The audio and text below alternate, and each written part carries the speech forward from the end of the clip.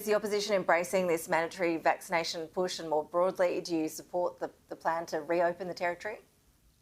Well, we support certainly the decisions by the Chief Health Officer here in the Northern Territory to bring in these requirements. But what's really very worrying and disturbing is the fact that the Chief Health Officer has been forced into this position by the current Gunner government's inaction and failure to roll out the vaccinations across the Territory, and has put us in this really unenviable position where all of a sudden just about every Territorian needs to be vaccinated.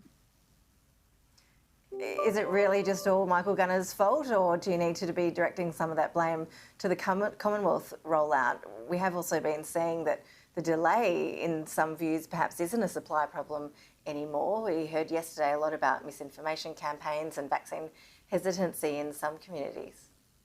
Well, certainly there's plenty of vaccine here in the Territory, and the government have been at odds to tell everybody that there's vaccination sitting in clinics remotely for use. So it comes down to this government's position on how it's rolled out the messaging around vaccinations. We've known since mid-last year that vaccinations were coming, but at the end of the day, the government hasn't been out there proactively getting the right message out. Yes, we've seen some stuff coming in from overseas, from interstate, and certainly from some what they call spiritual leaders, but it's the government's responsibility to get out there and sell the message and get the message out to those people in our communities.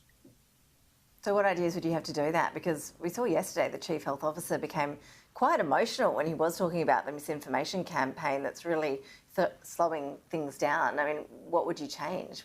What ideas are you offering up?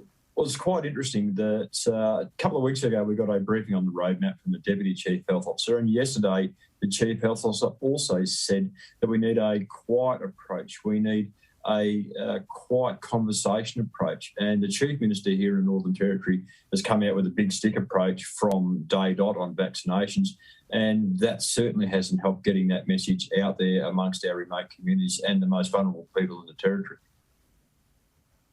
When it comes to the mandatory vaccination push, do you expect there will be many workers leaving their jobs as a result, particularly in healthcare and the education sectors, considering the low take-up at the moment?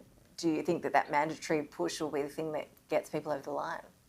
Well, it's really unfortunate that a lot of these workers have been put in this position by the failure of the government to do what it needed to do on the vaccination rollout. Now the issue is falling on the employers to police this and make sure they implement measures within their businesses to deal with the failings of the government. And it's something that business doesn't need at the moment. Business in the Territory is struggling. They need assistance, not extra work and extra impediments to getting on with the job. Bill Yan, appreciate you joining us live there. Thank you. Cheers, no worries. Thank you.